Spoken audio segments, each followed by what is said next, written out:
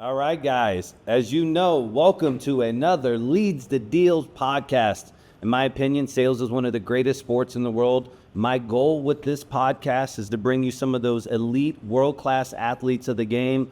I want to show you how you can be the hungriest of entrepreneurs and you can create real revenue, real money from just pennies. You know, I hope you have the same burning appetite and desire to consume all the tips and tricks we're about to share with you today. So again, welcome to another episode of Leads to Deals. We're going to talk about everything from leads to deals because everything we talk about leads to deals. So if you find value in today's podcast, I want you to subscribe, like, comment. And with that being said, I'm honored to bring somebody I consider a friend. I met him through the industry. Youbel, welcome to the Leads to Deals podcast, brother. Thanks, Scott, man. It's great to be here, dude, sharing some time with you. And thanks for everything you do for the industry because, you know, you're just pioneering some cutting edge stuff, brother. No, dude, I really appreciate that. And I think that the reason why I found you to be of such interest really from day one is it's a mindset game, sales is. And I have thoroughly enjoyed your mindset, both in private when we've got to chat, you know, about real estate and realtor leads, but also, dude, the way you present yourself online. And you're just like this really cool, dude, you're always in the kitchen and you're always cooking up something, et cetera, et cetera. But it's that mindset that people need to understand. Being in sales, you need resilience, and that comes from having a good mindset, man. So let me just give you your flowers too, dude. I've thoroughly enjoyed like kind of following your journey as well. Thanks, man. I appreciate it. Yeah, definitely. One thing that I try to be online is be pretty authentic. You know, I love what I do. I love real estate, and I love bacon, and I love talking to people. So I get to make money doing what I really love to do. So you know, how blessed am I? Yeah, I'm sure it wasn't always that way. So like, was your first sales job real estate? Yeah. My first sales job was real estate. I got into the mortgage business back in 2004. I had a job working in the marine diesel business. Right, I was a wrench monkey on yachts, you know, and you know, it's a great industry. I was in South Florida. It's the yachting capital of the world. And I had just gotten out of the Marine Corps. I learned how to turn wrenches in the Marine Corps, so it was just a natural fit. But, you know, one day I looked around and, you know, there's great people in that industry, but they all have a back pain. They all have busted up knuckles, you know, and even if you own a company that services multi-million-dollar yachts, you're still the help. Yes. Right? Yeah. So that wasn't for me. That wasn't long-term for me. And I happened to land in real estate mortgages. And that's where I came in.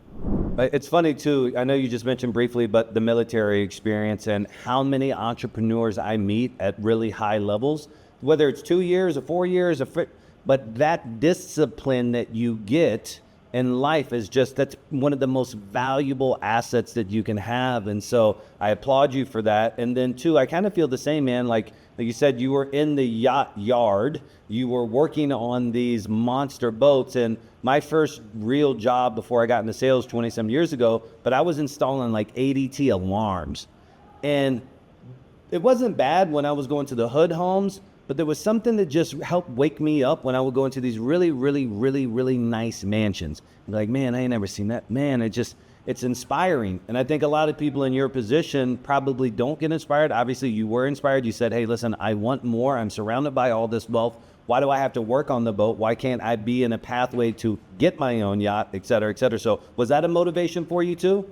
It was just, you know, saying to myself, I see that there's money out here. These people are literally pouring money into water, right? And, you know, I was like, there has to be a better way, right? You know, I was making okay money. I could buy rims for my car, right? Yeah. But there wasn't really a huge pathway to wealth like there was in other venues. And I didn't know that I was going into real estate right away. I actually went to college for a little bit. And I used my VA loan, and I said, you know what, I'm taking some time. I went and I worked on my own accounts. I picked up some of my own accounts. I figured, well, you know what? Working for a company isn't going to be what gets me there. Maybe I'll open up my own company Yeah. and I'll get there that way. So it was kind of an evolution, right? I was like, you know what? Let me go get some of my own accounts. I'll be working on these boats while I go to some do some college night classes, get an education on how to manage a business, how to do some marketing. That'll help me promote my company. And it wasn't until 2004 that my wife ended up working at a mortgage company, and the owner, love that guy, by the way. If you're out there watching, thank you. But he came out just to greet me. Oh, I'm Jasmine's boyfriend at the time. She's my wife. She's sitting out there right now, probably listening to the podcast, and she's he's like, hey, so what do you do? I was like, well, I was in the Marines. I'm going to college now. I work on some boats at night. I got my own little company. He goes, well, would you like a little extra money? Now, this is 2004, right? It's the refi boom, right, at that time, which by the way, we'll get to that, but I think that's going to be coming in the next few years. The refi boom's hitting, and he's like, well, would you like to make a little extra money? And I was like, yeah, I always like extra money, right? How do I do that? And he goes, so have you thought of getting your mortgage license? I was like, look, man, I don't know anything about mortgages. I don't know anything about finances. It's not my thing. I'm going to school for something else. He's like, well, you don't really need to go to college for this. You need to take a 24-hour course, go down to Gold Coast, sign up, 24-hour course. You take a test after this, a state test. It's 100 questions. If you get a C, you pass. Right? So I said, yeah, sure. What does that pay? And he goes, well, on the low end, one deal could get you about 4,000 to about 20,000 for the right deal. And I said, say no more, fam. I got you. So I went. I got my mortgage license probably like the next weekend or so. Yeah. But that's a big transition to all of a sudden going into sales, and this is over the phone sales as well too.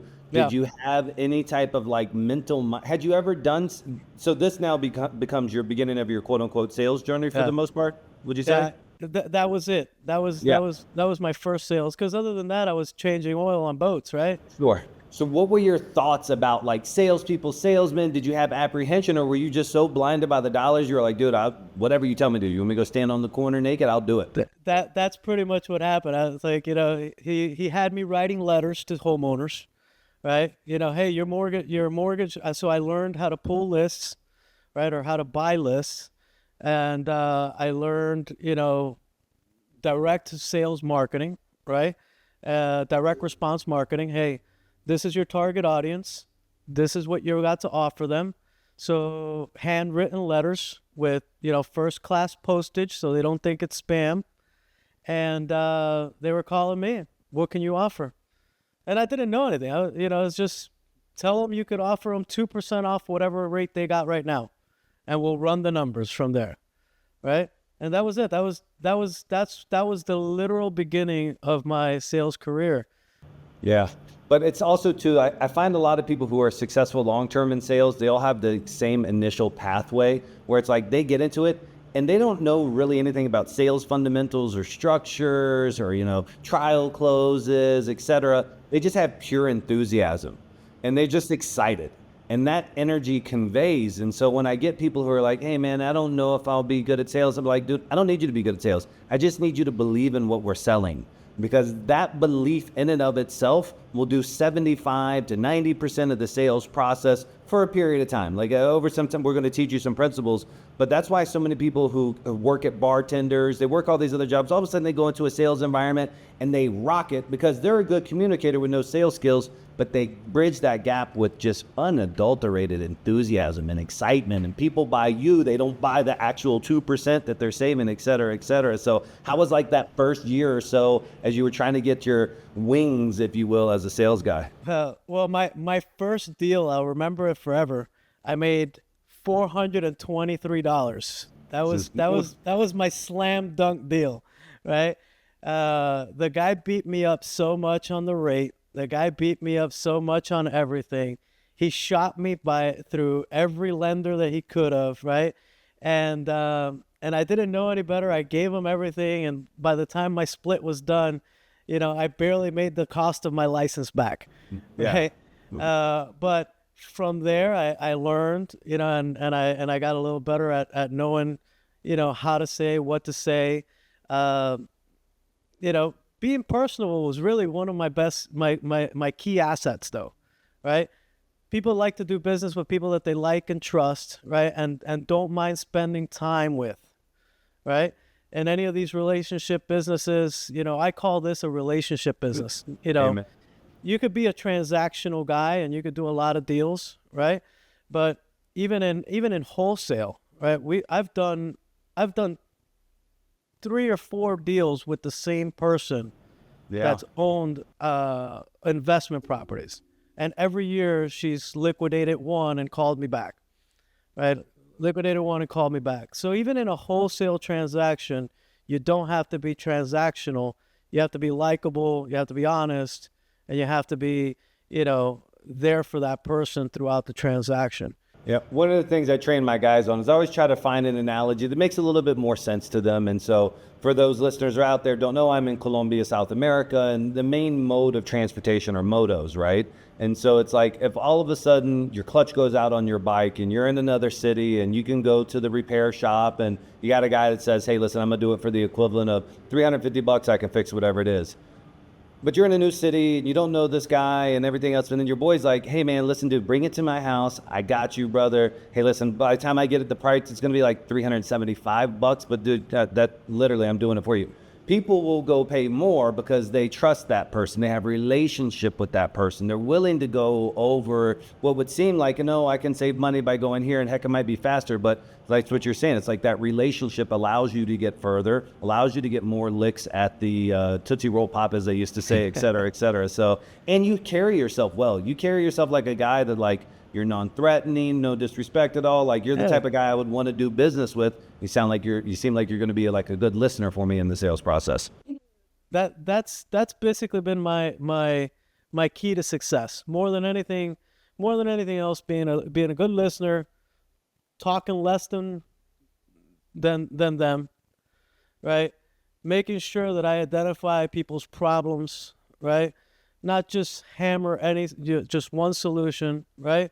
Sometimes not buying it or not selling it is the right solution right now. Hey, let's wait.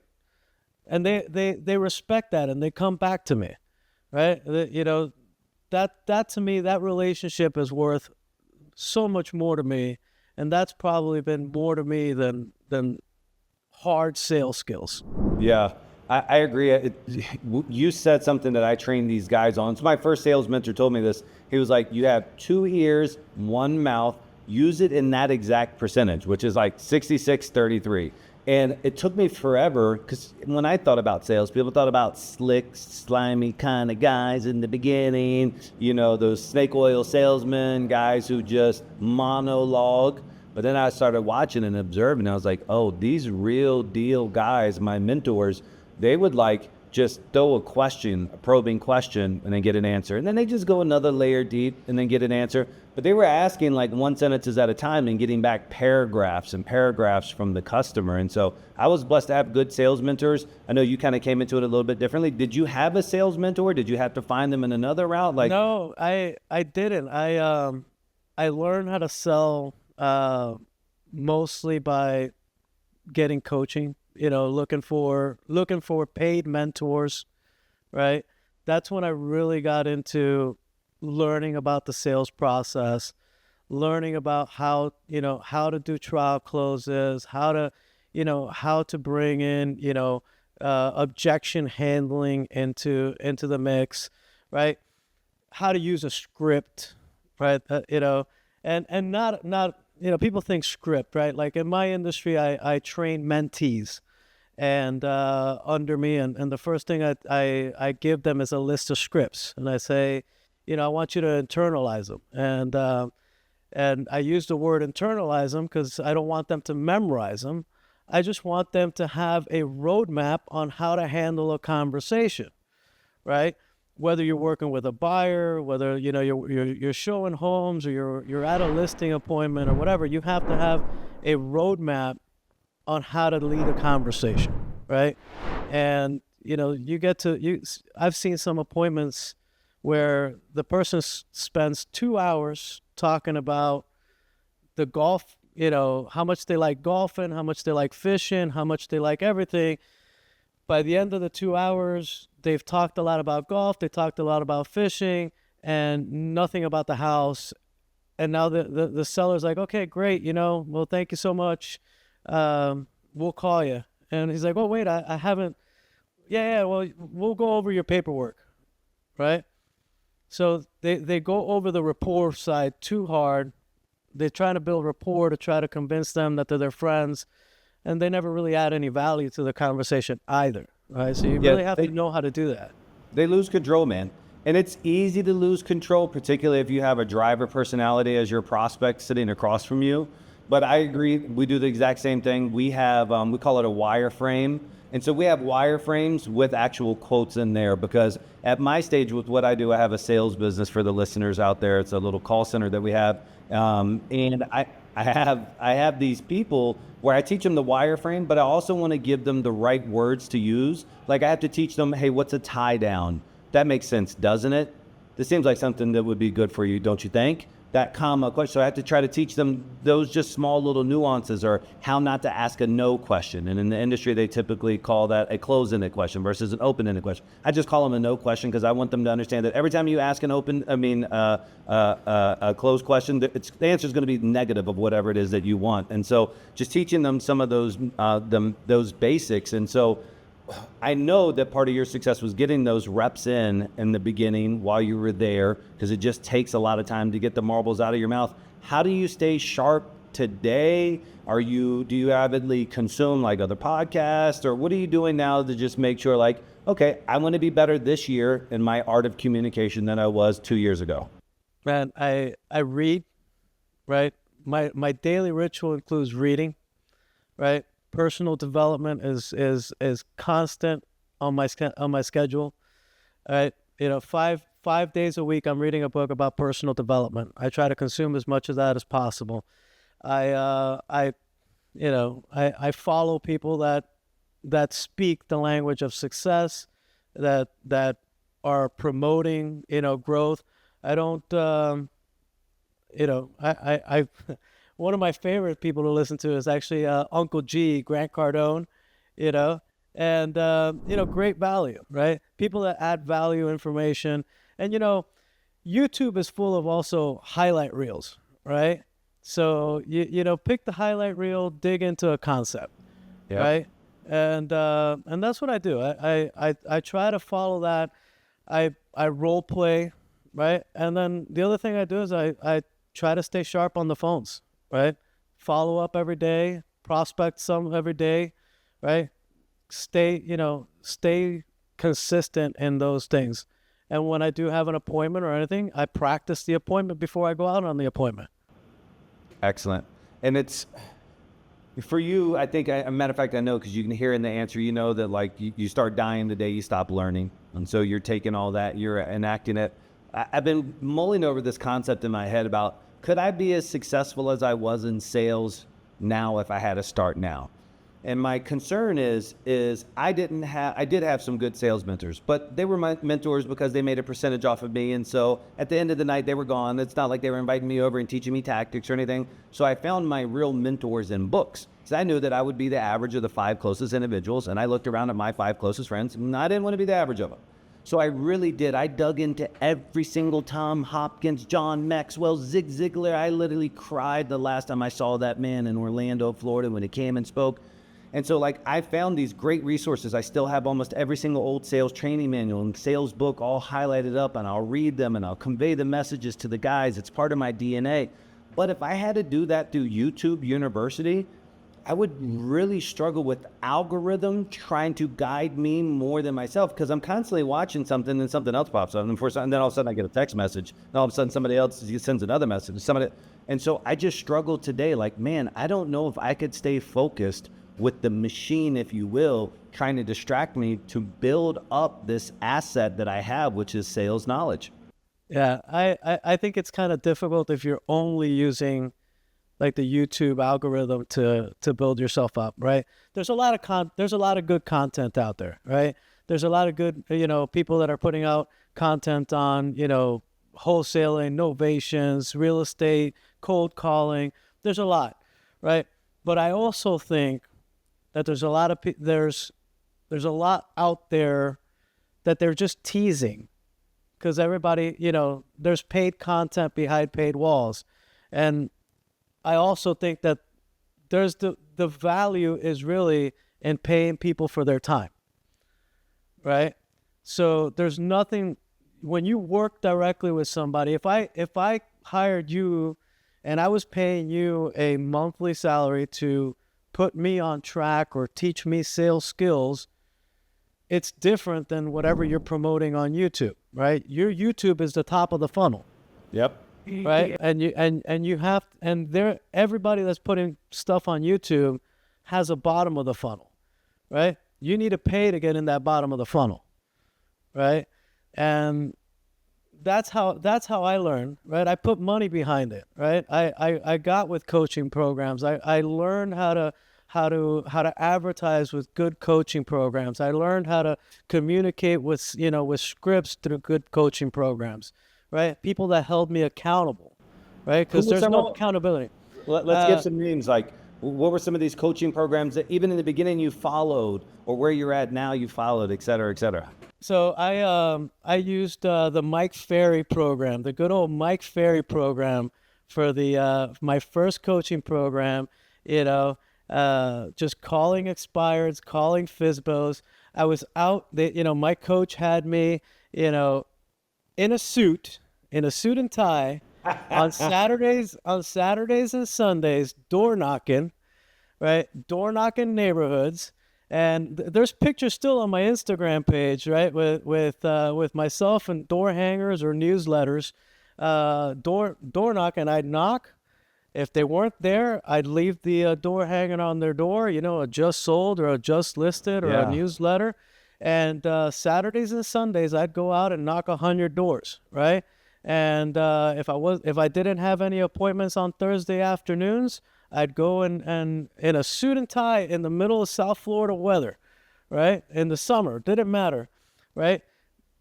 And I got business from that through action, through sheer action. But somebody had to hold me accountable. And on Monday, when I talked to him, Carlos would say, "Hey, how many doors did you knock? How many contacts did you make this week?"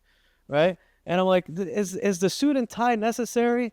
It's like, it's 100 degrees. I don't know where you're at, man, but it's 100 degrees in South Florida. I've ruined 3 suits already, man. I can't even afford the dry cleaning bill at this point, man. And he's like, "Well, wear it dirty. I don't care. Just get out there again." So I love and when people open the door and they see you, dripping in sweat, they're gonna feel bad for you and probably give you a listing.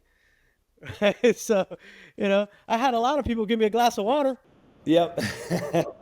I think that cutting your teeth in that way is like, that's the proving grounds. Anything that you do face to face, and shout out to all of my face to face solar guys, alarm guys. If you're out there knocking doors today, you're driving around listening to this, you're about to hop out and just walk that whole neighborhood, you're a rock star. I love it. It doesn't get more authentic. In my day, and so I'm in my 40s now, but the era that we heard about back then was like the Xerox sales guys. Like, those guys had real like brass balls in the sales space, or the guys who sold those Kirby vacuums. Those were rock stars. The Ginsu knives people, those guys could throw down in somebody's house. And then you had like the timeshare or whatever it is. And so like, there's some OG ones, but anything that you have to do face to face, and you can do that for more than a day.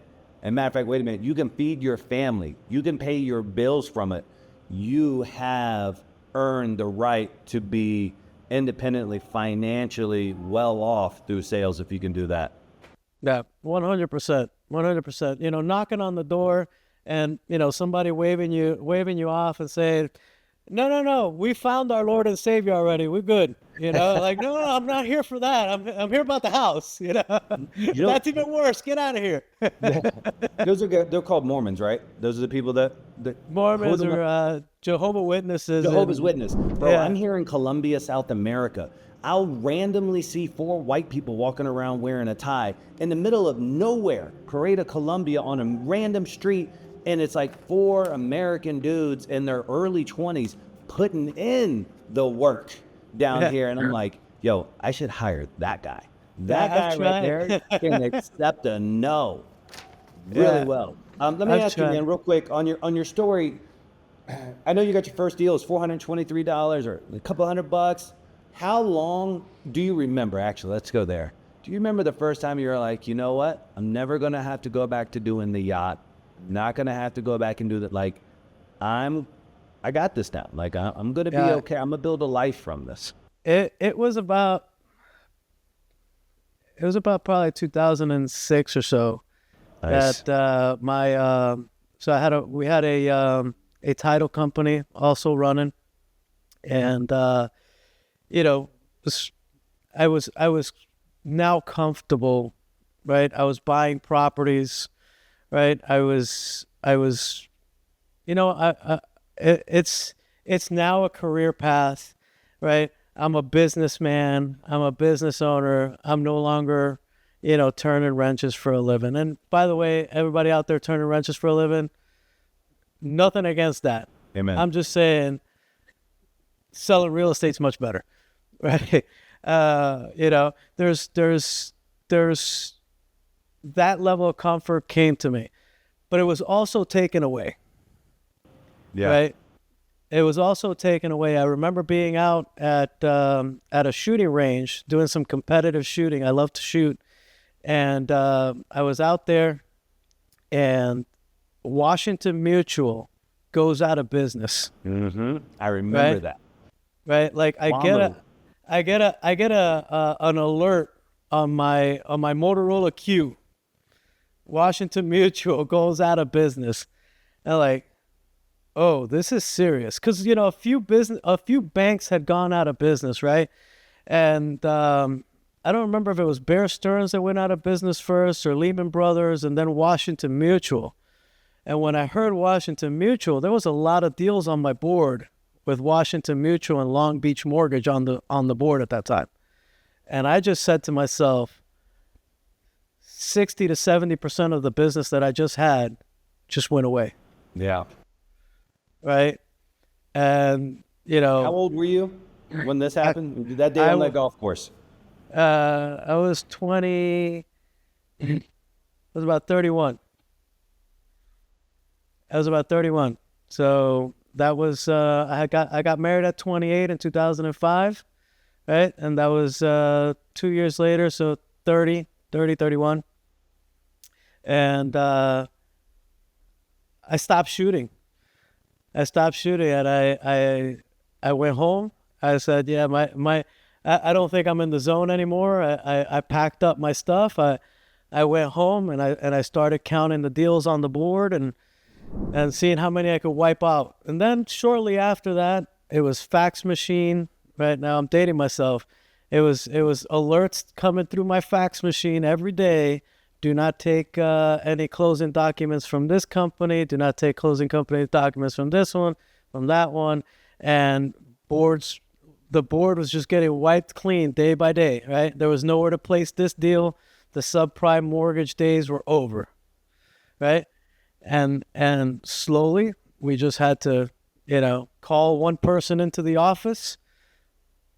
Your department's no longer required. We don't have enough business. Next week, sorry, I'd It be was happy to real give you a good old boy referral. days though then, right? Like Yeah, I missed it, but I've talked to a lot of guys who made a lot of money during that. And the way they talk about it, it reminds me, I was just speaking with a guy who was talking about the days of like selling cars in the 90s, just how wild time it was. That's how it was in the mortgage refi biz at the peak, right? Before everything started going crazy. Like you boys was making a lot of money, and there was a lot of people feeding off of it. Am I right? that's right. That's right. We had title companies, we had mortgage companies, we had real estate companies, you know, even your appraiser, you were using the same appraiser for 20, 30 deals a month, right? So when he could no longer get any calls from us, yeah, he was going hungry too. Yep. So Understand. that was a difficult, dark time. You know, it's funny, and I don't want to take away too much from you, but I've seen that now that I've been in the REI space for like 3 or 4 years. I've seen a couple of things happen, and I've seen like the hedge funds completely collapse out, and I've seen the interest rates go up, and I'm starting to see this really weird attrition in the marketplace right now. And so for me, I have a marketing agency, and as you're well aware, and it's weird because I explain this way. I say, man, I feel like I'm catching falling knives. And they don't know this phrase here in Colombia, so I have to explain. It's something that we say, but what it means, just imagine if you had to catch falling knives. I have people coming to me because they've had certain marketing channels collapse. All of a sudden, this is gone. So I lost this, and then this is gone. And so it's like, it's cool because I have people come to me for business, but it's not cool because I like working with people on their way up, not while they're trying to stabilize something collapsing-ish. So I'll circle back to that part here in a second, though. I want to ask, in your current business, what is it that you're doing? You're doing traditional listing and also buying. You're assisting buyers and sellers. What is it, your business today? I run a small team, right? So I don't really work with the buyer side of the transaction, as closely, a few exceptions, right? I'm more of a seller centric business at this point in my career right now. I know who owns property, right? I know who I got to call, and I spend my time advertising to those. And through those, I know that every single time that I pick up a listing or a seller, right, I know that I have ways that I could market that inventory, and I get buyers that come to me directly for those properties. I know that every certain amount of listings that I get, I'm able to double end the deal. I know every certain amount of listings I get an unrepresented buyer that I could pass on to my buyer's representation specialist, and I place deals like that. And then with those channels that I'm advertising through, I'm also getting, people in need of selling right away. Not everybody has to sell retail, right? That's something in my business that's very difficult for like the regular real estate agent that's not involved in the investment space, right? Like I've been blessed to have been exposed to the investor real estate mindset, right? But I had a mentor in my career for a short period of time. He said, because I always thought everybody just needed to sell retail, right? Retail was the only thing that worked, right? And the truth is that there's a lot of people's, going back to listening before you talk and find the right solution. There's a lot of people that need to sell because they need to get somebody out of jail, right? I mean, that's a very extreme, thing, but there's a lot of people that need to just get rid of this headache out of their life because, they have a lot of family members that they need to take care of. Or, it's been a headache or a thorn in their side forever, and they just want to sell it, and they're okay taking a discount of full retail, and that's fine. It's the right solution for people, rather than having them sit on the market and you trying to, get them an extra little bit or whatever the case is, and you're doing them a disservice because they're there waiting for money that they really need right now, right, through a traditional channel. Yeah, I had this conversation again earlier today too. So it just talks about the fundamentals of sales. And a lot of times us as salespeople, whatever our product is, we just go into it expecting that's going to be the actual outcome that's needed, or we're so laser focused on that. And sometimes it's not even what the people say, it's what we hear. And we're not taking the opportunity to listen to them, because I agree. The one thing that you just said, the reason why me and you have connected so well versus me and a bunch of other realtors, is because, like you said, you came into it, or you had that exposure to that investor mindset. And that investor mindset is like, yo, what is the best solution for everybody here at this table? How are we going to find a way to make this work that's going to get this customer what they need and make everybody also happy? So that way we're in business and we're helping people. Like, I want to get paid for helping people. And so I definitely have witnessed that firsthand with you. In your business today, what do you consider a lead? Like, what are you doing for marketing right now? Is everything word of mouth? Are you guys spending dollars? And then, like, what's your definition of a lead to the team, et cetera, et cetera? So let's start with the definition of a lead, right? The definition of a lead is somebody that has some sort of motivation, has a property or a purpose, right? If they're going to be a buyer, they have to have a purpose, right? Because they're not going to just jump in my car or my teammate's car because they want to go see properties or they're curious to see what they could buy in this marketplace, right? So they have to be pre-qualified. They have to have a motivation. They have to be pre-qualified, whether it's with a pre-qualification letter from a lender or they have a property that they need to sell, right? And somebody who's willing to listen, right? Somebody who's willing to listen, because you know what? They may have a motivation and they may have a property, but they may not be willing to listen to what it takes to actually sell that property. And all I'm doing then is wasting my time, right? I rather tell them, no, it's not, I can't help you right now. Why don't you go list with somebody else, see if they could help you, let them fight you for 6 months, and then you could call me back. I just had a phone call last night in this same situation, and he called me back. It's been 130 days since he listed with another agent, and he's like, bro, this guy's hitting me up for $50,000, $60,000 price reductions. What do you think? I was like, okay, do you want to have a conversation about what it's really going to take to sell this house and not have to drop your pants $60,000? We could do that for you, right? Love that. But so that's a lead, right?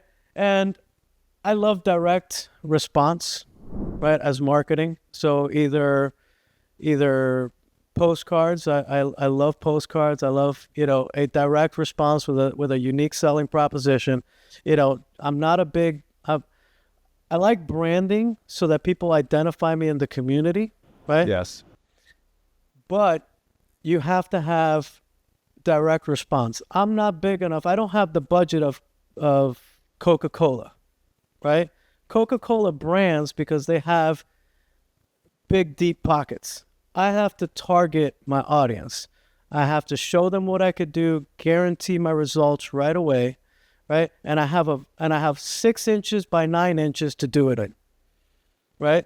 And I have about whatever time it takes from them to get from the mailbox to the garbage can if they're in need that month to sell their house. So I need to stand out from that distance in, right?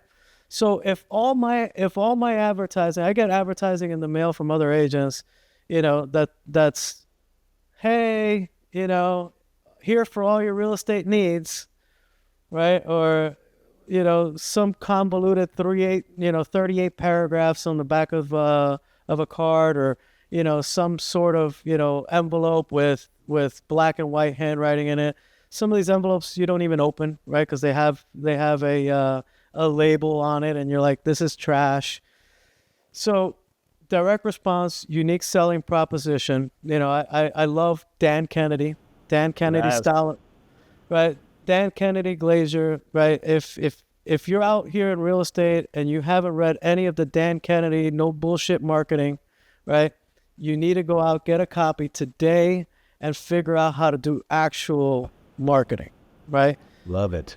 Inbound marketing, people that need it, right? Those are I do Facebook, Instagram ads, but you have to know your conversion, right? You have to know that the leads are going to come in, they're going to be a lower dollar per click, but they're going to take a long time to convert. So you have to be willing, and you have to have a system to nurture these systems, right? I have leads in my system that have been there, 12 months, and now is when I'm in communications to list with them. So you have to know your sales cycle, right? I think it's really important what you said about sales cycle. My frustration with the traditional real estate side of the industry has always been the cash conversion cycle. And while it pays well, you have to get some momentum in this space, in your guys' channel, to really start having consistent money. And you can't really take your hand off the marketing faucet for too long, if at all, ever, on the spending side.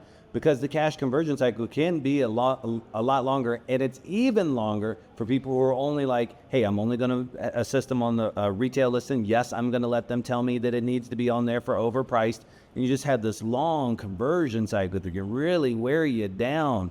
And so that's why I was always like, man, the guys who are doing it through so many different channels that the leads themselves are almost truncating that conversion cycle, but you're going to have them that you're not getting paid after you start for months and months, many months, quarters, a year, whatever it may be, et cetera, once they actually sign up. It's crazy. Yeah.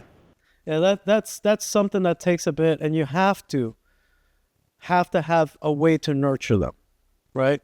Agreed. You have to stay in front of them, whether it's emails, postcards. So I have an email campaign that goes out to them on a regular basis, telling them about their market, what's selling in the area, what's this, what's that, and I track email opens and see who's opening my emails, and lo and behold, every time somebody opens an email, they get a call from me a day or two later, right? Like, it's amazing. I was just thinking about you. Yeah, I was just thinking about you. How's it going, Jimmy?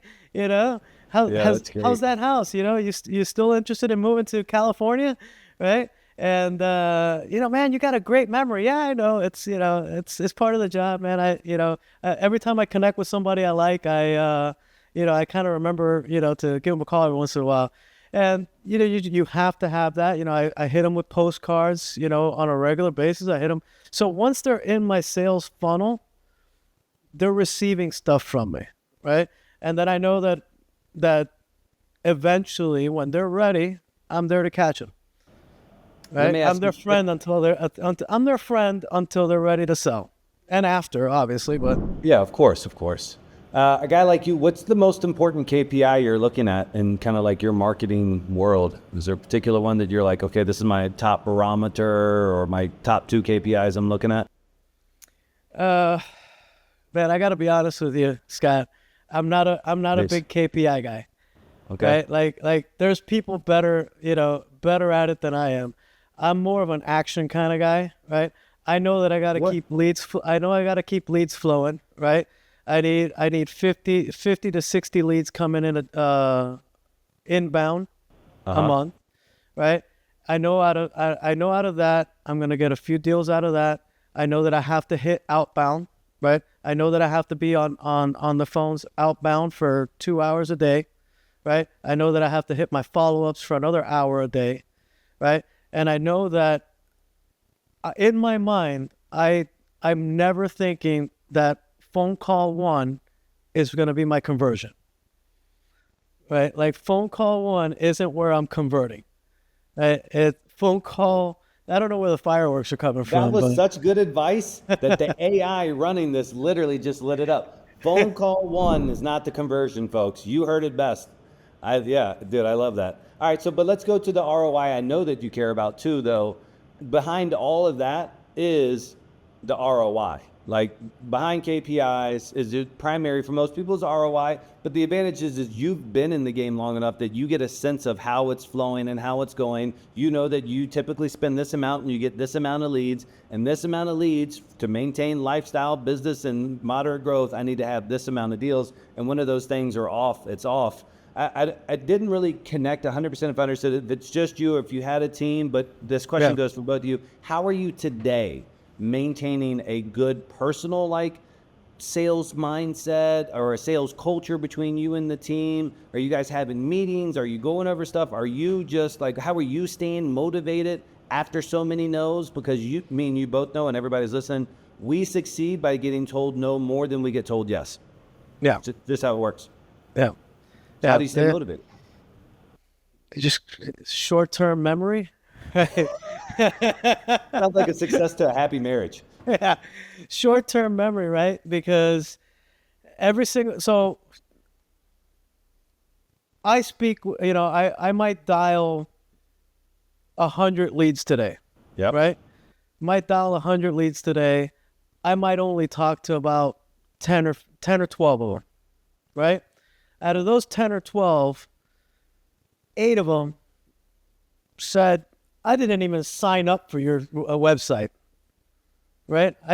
yeah, I happen to have your name, your phone number, where you live, right? And that your house is made out of stucco and it's a 4-3, right? But sure, you didn't sign up for my advertising, but no problem. I can't help that guy. That person is not interested in selling the house. They might have signed up just for the email to see how much their house is worth, right? They never really intended to speak to anybody. They just intended to get an email, right? Cool. That guy goes to the bottom of the list. I'll call him when he comes back up, right? When it filters back up. Out of the 4 people that I spoke to that were like kind of curious about talking to me, maybe send me a report, maybe gave me a little bit more details about what's going on, maybe one of those people are actually thinking of selling this month, right? So then I have 4 viable leads every month, right? That listing leads that I could convert, and those are that. So I just have to accept that 80% of the people don't even want to talk to me. You don't take it personal. Yeah, It's they just just don't. numbers in the game. Some people don't even let me get my first 2 sentences out of my mouth. Yep. And the only thing I could do is, mark my CRM, not interested right now, and put it, and put them in the back of the list, right? Yep. They'll eventually filter back up. When they start opening up my emails and seeing my name again, hey, this is Youbel. How are you? You've been getting my emails for a little bit. I wanted to see if you've been getting any value out of what I've been sending you. Have you seen any of the recent sales in your neighborhood? Yeah, you know what? I've been paying attention, and you know what? I saw that Mary sold her house. Man, she really screwed the market here. I think my house is just about like hers, but I could get better than that, right? So that's that. I just short-term memory, man. I can't do You've been anything in the else. game long enough. You're ready to go through it just over and over because that's what it takes. I Yeah. have 2 key questions I think that are unique to you that I want to just throw out there, man. What does it mean to you? How do you feel? Help explain to me this FCC ruling against the commissions. Explain it to me as an outsider. So first of all, the whole since I got into this business, everybody was always said, we don't talk about commissions, right? We don't sit, because it's what's that word it's I don't know, Commingling? no, not No? commingling, but co-conspiracy for Okay. for keeping the exact same thing that they're being, but I think it's bullshit. I'm sorry, I don't know if I could Yeah, of say course that you on can. your I'm a podcast, pirate. but but the thing is that everybody that signed a listing agreement with me over the last 20 years has known exactly how much commission is being paid out. And I'll be honest with you, Scott. Right, I told you I was blessed to learn from an investor earlier in my career, and I had a partnership with this gentleman, and when I told him what I was charging, I was like, well, we charge between X 5 and 6%, to if I start with 6 and then I get negotiated down, I could go to 5, and and he's like, why are you charging 5 and 6%? Why can't we charge 10? I didn't have an answer for him, right? And then he's like, can we charge more? And I didn't have an answer for that either. He goes, well, whenever we get one of these listings or deals that, is just a $50,000 deal, we can't charge 5-6% on that. So true. Let's charge 10,000. And I was like, Well, yeah. what? So the first time I did a $50,000 deal, and I charged a $10,000 flat fee, right? Guess what the seller did? He Signed. signed it. Of course. He signed it. He agreed to it. He saw value in selling his course. property. He saw value in paying us a fee, and we paid out an appropriate real estate commission to Yes. a buyer's agent, and we sold this property with no issue. Great. Right? But somebody else could have gone there and said, "Oh, I'll do it for 6%," and made $1,500 on it, and can't even feed their family, right? So what is the FCC's problem here then? So 'Cause you're the talking about the FCC. federal government. Oh, Uncle Sam, all up in your business. So first of all, kudos to the prosecution's attorneys. Those guys are rock stars. That The sucks. NAR's just, it was a bad representation of contract law, right? I think that what they're saying is that we didn't know that the seller was the one that was going to be paying the buyer's commission. It should have been the buyer paying the buyer's commission. However, in the clause in the listing agreements, it says there, right? Total commission, and out of that total commission, if somebody else brings me a buyer, this is what I'm paying out. Out of that total commission. It's clear as day in contract law. Right now, I'm not an attorney.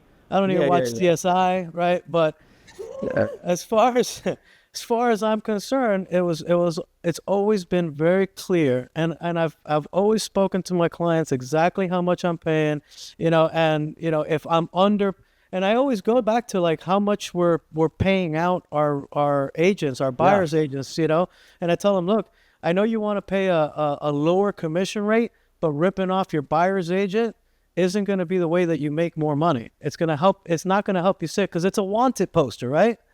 It's a wanted poster. You're putting out there, hey, wanted buyer, right? Like wanted Jesse James, $5,000, right? Well, I guess I'm still lost, and it's not you're describing it, but it's like one of the great things about America is that you can sell whatever you want as long as you disclose it. Like if I wanted to sell you a water bottle for $1 million and I say, here, sign here, I guess I don't understand what's the problem. Was it the people weren't disclosing it, or they just think the government thinks that for the first time ever, you can't sign stupid contracts? Yeah, a little bit of that. But Well, what they're timeshare should saying, be out of business. There's a yeah, lot of industries that should be out of business. There's a lot of predatory, and I'm not saying that yours is at all, but I mean, like, out of all the things that you're going to pick on, why are you going to pick on buyer side commissions from somebody who it's fully disclosed on? To me, that don't make a damn lick of sense. it really doesn't. It really doesn't. But what it is that what they said is that two or more companies, right, collaborated into keeping commissions elevated at that standard, what they call the standard rate. They kept, so you taught your wholesalers or your people how to negotiate larger spreads on their wholesale fields, right? Right. So you taught them how to negotiate better pay schedules Yep. for themselves and their families, right? And you went out and you taught the masses, Yep. right? But because there's a lot of different companies, and these companies have a lot of billions of dollars in revenue, they're targets now, It's right? so funny. So They you- just have bad lobbyists. This is literally what it always boils down to, is poor lobbying. They didn't spend enough on the government side. We're running out of time. I want to run this last thing by you because I'm excited for it. And I got people, literally, I got 2 messages I haven't responded to in 2 days. So I apologize when you see this, John. But I got some players from the refi days that are like, let's get geared up now, boys. I heard you got the data. I know you got the callers. I'm going to come in there with the infrastructure, boy. We're going to print money for a long time. I mean, these guys are chomping at the bit to go back to their glory days, like it's going back to high school again or going back to the college days. When does it happen, man? When do you see the next refi boom where all of these savages are just going to come flooding back into it? The call centers, the text, the debauchery. When is it coming back, man? And definitely we have to have about a 2-point move in the interest rate market, right?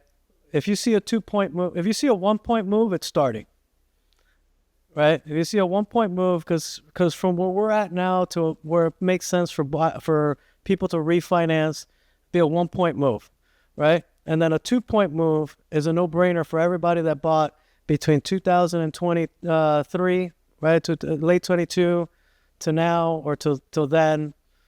That's going to be your data source, right? I love it. And So That's for it. those guys, should they want to hold out even longer and be like, hey, listen, let's just let it run another 2 years of this terrible interest rate, so that way the pool to help is even larger. Yeah, that's definitely what should happen, right? And so long as we Interesting. have low inventory, right? So South Florida and Central Florida, I don't know. There's other parts of the country that I speak with that their inventory is growing at a much faster rate. Central and South Florida has been maintaining a very low inventory. So that means, we may have an affordability factor that we're going to come down on values a little bit. And I've already seen it in some markets, but it's slight what I've seen, right? Couple points. So you're going to have good values, at least here in Florida. You're going to have great values. You're going to have people that have bought with very high interest rates, and as soon as they can refinance these 7-8% mortgages into 6 and 5.8s, the refi market's printing money again. Yeah, So I'm excited. and you're doing them a service because you're gonna be dropping people's mortgages a couple $100 a month, and they're banking on it. I have literally people right now, FHA mortgages have a streamlined refi process. VA mortgages have a streamlined refi process, right? And these people that are buying right now, I'll be honest with you, Scott, they are buying with the intention of refinancing later. Of course. Right? I tell people, buy what you can afford now for sure. Don't extend yourself because you don't want to put yourself in a bad position. But know that this high interest rate environment has been created specifically to slow down the market. And as soon as the market has slowed down, not just in Florida, but nationwide, right? Florida might not even be as affected as the rest of the nation, but the rest of the nation is going to dictate what happens to the federal rate. And then you're going to see refinance super viable because everybody's chopping at the bit to refinance that 8% mortgage. Yeah, I don't know if they'll pass it, but you see that $400 stipend? They're like doing ERC for real estate. Is that what a vote costs nowadays? $400? Is that? Hey, listen, all it costs to get a vote is pay off some tuition, hand out some free money because everybody's stuck in their house, and then let's help give people $400 payments towards their mortgage. It's crazy. Literally, it's crazy. But that's a whole nother podcast I'm sure that we could do. Youbel, dude, I enjoy, number one, I'm thankful for your time. I appreciate getting your insight. We could have gone on for a long time in regards to the real estate stuff, but I love hearing your sales story. And for me, my big takeaways is, again, here's another situation where you got a young man or young woman, it doesn't matter. They're in a job that's less than fulfilling. They're able to see something better than the situation that they're in. They either stumbled into it, divine intervention, luck, whatever you want to call it, but they gave themselves an opportunity to learn the art of communication, the power of persuasion, find a product that they believed in, which is a key, number one, for any type of sales journey. And then you stuck with it. You put up with a lot of no's, and you found a way to help people in spite of all the adversity. And so like, dude, I find your story inspiring, and I love it. You were sharing off camera that your first generation here, your parents came here from Cuba, so your first generation born here in the state. Immigrant mentality. Yep, and grinding out to make it happen and be successful at what you're doing. So number one, I wish you the most continued success, constantly growing year after year. I know that guys like you are strong enough to make everything happen and still sustain and maintain in this type of environment. It's a little bit different with so little liquidity compared to where it was, a year or two ago. But dude, I'm here in your corner. And how do people follow you though, Youbel? What's the best way for them to reach you and kind of follow your journey? It's Youbel_M Realtor at Instagram, man. Or just Google my name. Youbel. Youbel, man. You just put it in Google. I'm the only one out there, man. or you could just hashtag the Baked Realtor. The Baked Realtor. And guys, it's not because he's blazing or smoking. It's literally just because he's actually making cookies and stuff. So, dude, I appreciate it. Those cookies have made me more money than you could imagine. I love it, man. All right, brother. I appreciate your time. As always, we'll connect, man. Have a good one, Scott. Take care, brother.